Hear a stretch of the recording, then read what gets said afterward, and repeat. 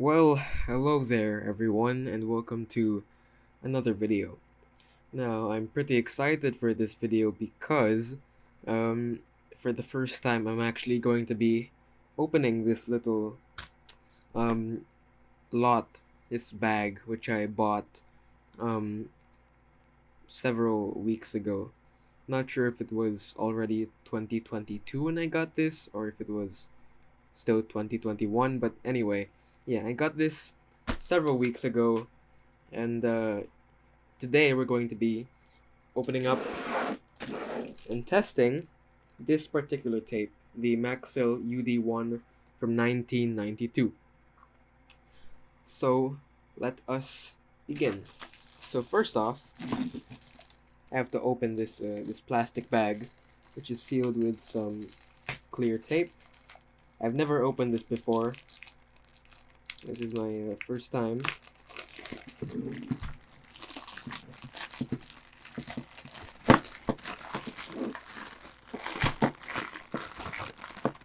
Alright, so now we have to reach for the UD1.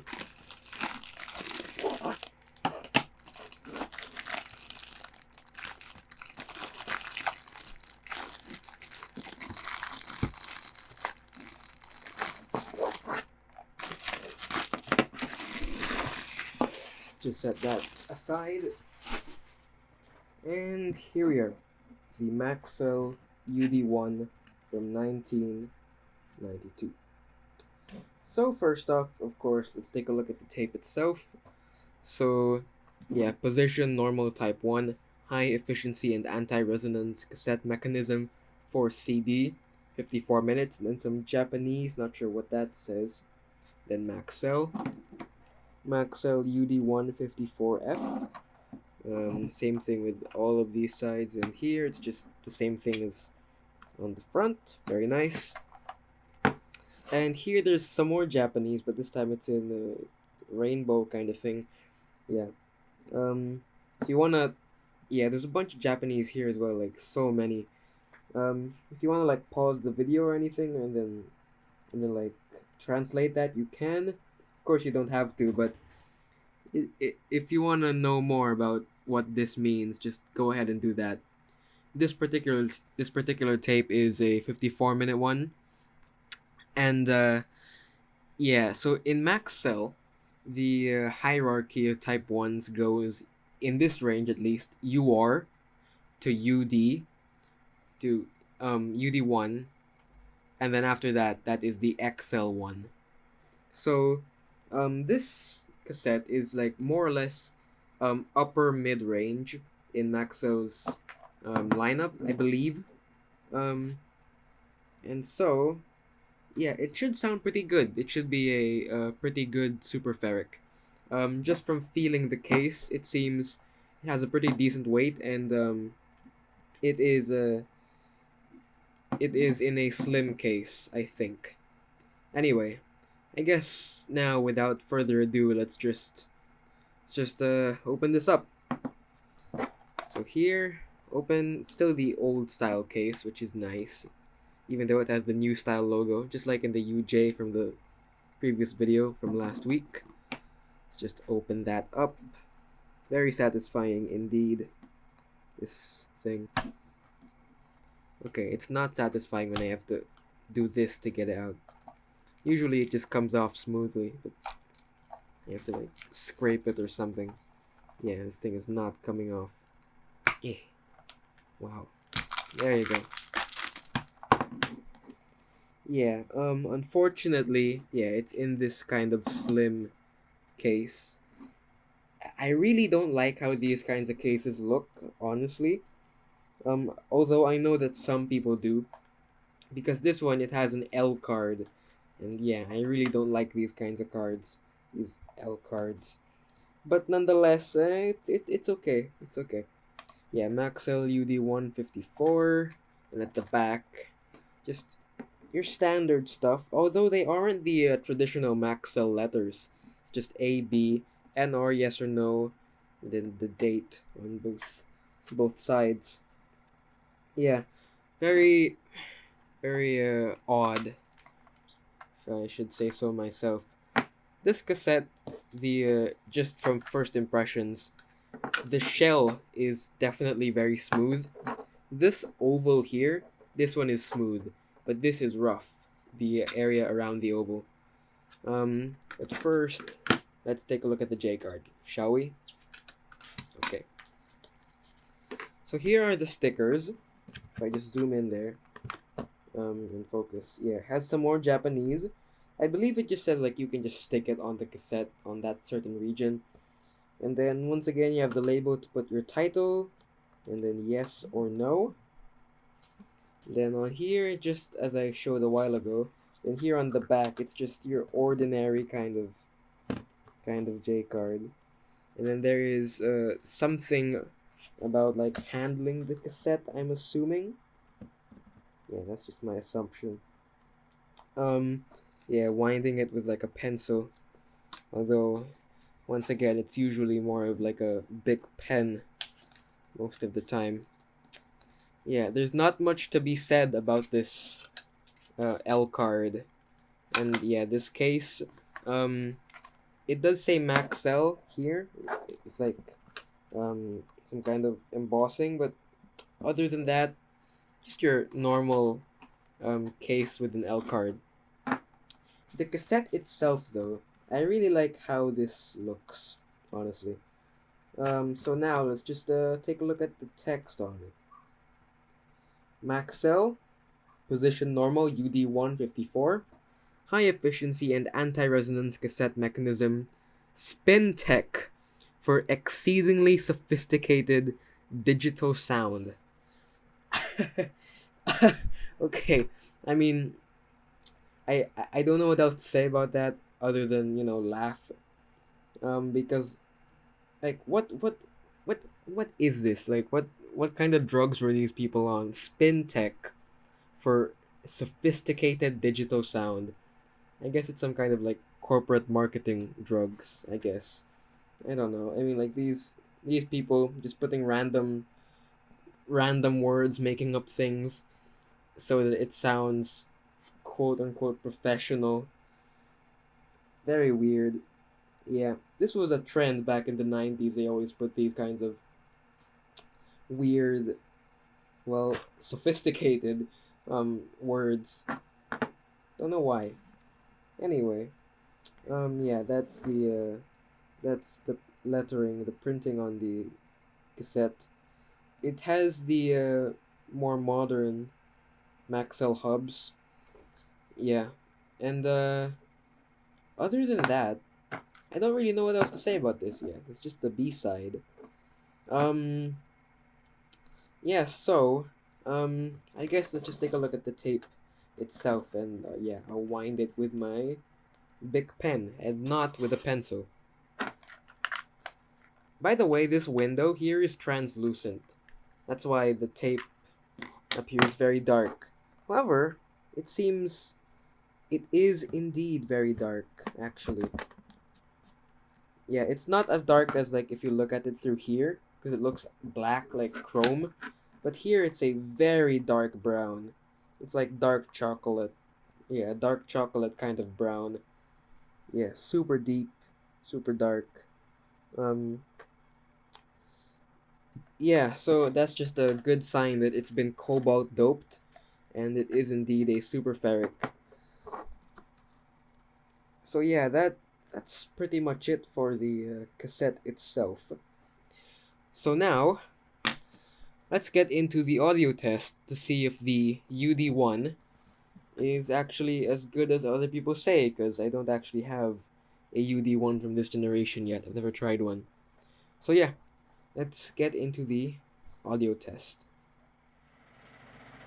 Alright, so first and foremost, I should just say that I've been trying to get this camera and the tripod to be like as not slanted as possible, but I don't know why it's slanted, so you just have to live with that. Anyway, yeah, let's begin the audio test for the Maxell UD1 from 1992. Yeah, beautiful shell, by the way. I am still going to say that. Nice oval window. So let's turn on the deck. put in this cassette. Let me just wind it just a tiny amount, just to where I want it to be. And now, let's begin the auto calibration. So the track we'll be using here, this one is called, let me just check the name actually. It's called Running Errands by Track Tribe. It's another jazz track, and for the most part, it's going to be peaking at around +0. Sometimes maybe plus or minus 0.5. But at the very end, there will be a part where it will peak at +3. So it's going to, yeah, I'm gonna try to get out like the maximum potential of this cassette.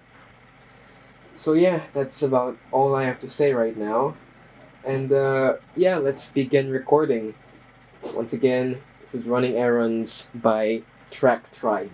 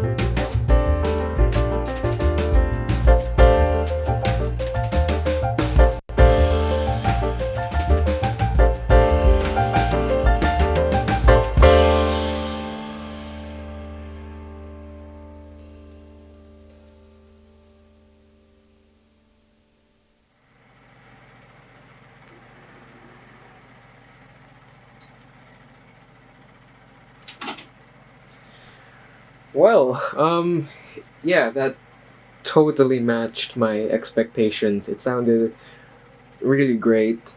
And other than the very slight um, lack of high frequencies and the hiss, of course, it was very difficult for me to differentiate the source from the tape. Um, and as you saw in the final part, the part where it peaked at, yeah, 2 to 3 decibels, 2.5 actually, it was able to handle it. And so, yeah, this cassette can definitely handle a lot of level. And yeah, I'm going to be recording some uh, nice loud albums on it, I guess. But yeah, it's a very nice cassette. Sounded really good, very good frequency response. And yeah, that's all I can really say about that. So now, let's get into the outro. So there you have it, the 1992 Maxell UD1. And what more can I say? The UD1 is, of course, one of the greatest Type 1 lineups ever created. And yeah, um, this is definitely fit for the name UD1 because, yeah, it sounded really great, it looks really great, and the only thing I really don't like about this is the slim case and the L card.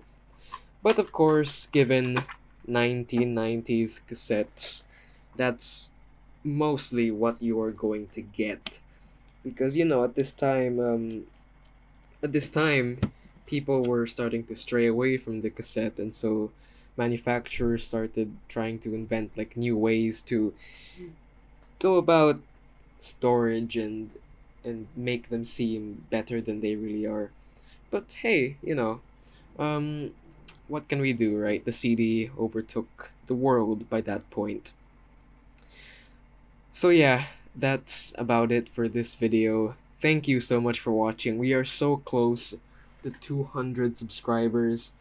At the time I'm recording this video, we are at, let me just check right now, 197. Yeah, really huge. Yeah, just like last month I think, or 2 months ago, I just hit 100, and so yeah, really huge milestone. Thank you very much. Yeah, 3 more subscribers and we're at 200, so that's really something to be excited about. Um, I have an announcement to make, and I will be making a separate video for this. Um, but I will be taking a break next week. Why? Because I will be working on the videos for March, which is, film month. And yeah, it's going to be really high effort, the editing I'm going to be putting into this, because I know that film is a much more popular topic overall in the internet. And so I believe if I put like more effort in marketing, editing, designing of the thumbnail and whatnot, I am going to be attracting some new viewers. And I would love these new viewers to like learn more about cassettes and whatnot. And so I really am trying my best to make these film videos as good as possible, really, as good as I can make them. And so yeah, I will be taking a break next week. I want this to be good, so I'm gonna do my best. The first video in March will be my very first 3 film rolls. The second video will be my first film camera, just like an overall overview. The third one is going to be my second film camera, and the fourth one is going to be me like doing expired rolls. I'm not sure if I'm going to be doing the third one as the fourth and the fourth as the third, but I'll think about it. Anyway, that's about it for this video. Thank you so much for watching. Be sure to, share it with others, spread the word. You can check out a playlist of my other cassette videos up here in the corner, and I hope you have a wonderful morning, afternoon, evening, wherever you are, and I'll see you in the next video. Goodbye.